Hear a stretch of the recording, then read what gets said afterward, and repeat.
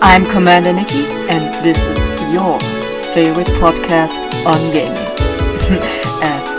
At least, I hope so. Temperatures are up, the sun is shining, and people are going on vacation. Hello and welcome to a new episode of Nicky's Gaming Universe. In this episode, I'm going to talk about all those games that feel like vacation or would be vacation worthy if several bad things weren't going on there. So let's just get right into it. First of all, Firewatch. Technically it's a job and not really vacation, but getting paid for taking walks through the woods. That just feels like the dream. And depending on how much attention I need to spend, watching out. Obviously, there needs to be, all the attention out of the windows looking for smoke coming up so I can report any potential fires and just shout at park visitors to put out those fires, because it's been really fucking dry out and one little spark could light up the whole forest. So please be careful with those fires. Don't do that. First I thought, hey, maybe I could take a book with me, but when I have to put all my attention, at least my eye attention, watching fires out in the woods, I could listen to so many podcasts and maybe even audiobooks, so that would be so cool. Firewatch, definitely 100% vacation worthy video game. And I could go and visit a national park and not do any work, just have fun and relax and take walks and enjoy the nature. That's an option, and I think Firewatch is one of the most reachable options for me, having some national parks in Germany too, and the rest of the games that I'm going to mention are a little bit more abstract, shall we say. So the next one I've put on my list thinking about this episode is BioShock. So you can already guess what I mean with abstract, because first of all, just going on vacation underwater in some underwater city thing, looking out of the window, watching all the sharks and whale and other fish and sea creatures swim by, sounds so cool. And I've seen the trailers for Meg, and maybe if some sea critter really wants to get all those human snacks that are behind the windows, maybe it's not that safe. But the worst thing about vacation in Rapture is just really the fact, with all the crazy people being all weird about the atom and stuff, better not. If I could visit Rapture without all the crazy people and the atom and all that, definitely. No big daddies inside, just relaxing, looking at art and looking out the window, watching all the fish swim by. That would be so incredibly cool. Alternatively, also Subnautica, same concept, just if it wasn't for all those dangerous sea critters like the Reaper, Leviathan. Yeah. Yeah, no, let's not go into Subnautica. Ever since I've played that game, deep sea scenes in movies kind of make me all tense up, even though when I watch or play games where I know nothing bad comes out of the deep and claws and bites and whatever attacks me, even though I know the medium and know that nothing happens.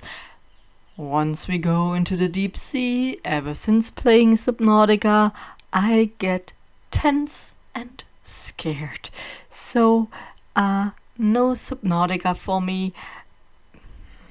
And I know it kinda contradicts what I said about going to Rapture, but I don't know, Subnautica is just a whole lot more scary to me.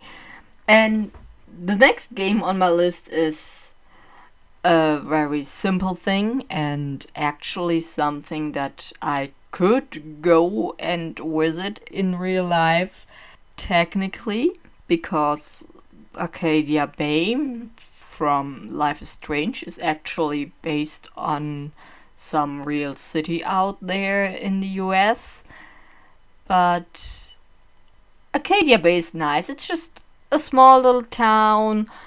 It's a bay town. It's got the beach, and I could look out at the sea, and there's a lighthouse that I could just sit on top of the cliff and watch out into the ocean, and it's just nice. A little town. And I think there's not much going on, and it's just really peaceful. But maybe I should check the forecast before going there, so there is no storms that could ruin my vacation, if you know what I mean. And next on my list is the planet Wormaya from Mass Effect, and you know what the trouble is there. On the one hand, it's a beautiful ocean planet with endless beaches. Like, what else would you expect when the planet is covered with lots and lots of oceans? It's just really, really beautiful with all the rock formations and the beaches and the ocean. It's beautiful, but I'd rather not visit it, or like a certain place on Warmaya, after Shepard has been there. Or like the other side of the planet, depending on how much damage Shepard has done to Vermeer. So either the other side of the planet, or long before Shepard visited Vermeer, because reasons. But Vermeer is really, really nice. If you haven't noticed by now, I really, really like Vacation by the Sea, so let's go to my next entry on the list, which is Oxenfree. And now, in addition to Life is Strange as a small city by the sea, I want to go on vacation on a small island. And if you've played the game, you know what the problem is with Oxenfree. The island is haunted as fuck. So,